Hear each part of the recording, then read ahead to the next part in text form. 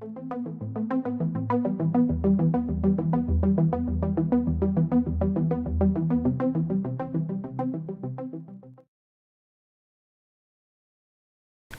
we leave the topic of money, it's important to realize that what I just suggested is a nightmare if you are a government who relies on a monetary system for taxation.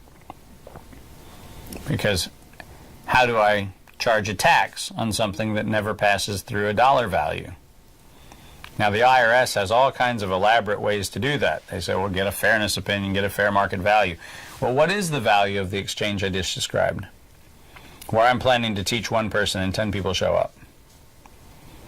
Is that my tax liability? Is it your tax liability? Whose tax liability is it? And precisely who pays for that? And where was the money to pay for that? And all those kinds of things.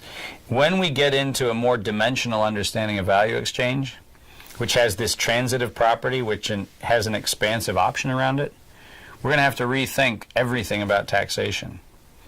Which means that what I'm proposing about money is going to be opposed by systems that actually like the reductionism that comes through money right now, because they're simply not interested in having that kind of flexibility available to people, which is the reason why they tell you, no, really, money has to be around. We have to use money. You have to use it. It's the only way to do transactions.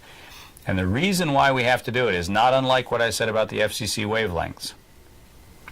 By making sure everybody passes through the toll booth called money, they can exact the toll on the tax. If you actually have more divergence of optionality around how you exchange things, it's really complicated to tax it.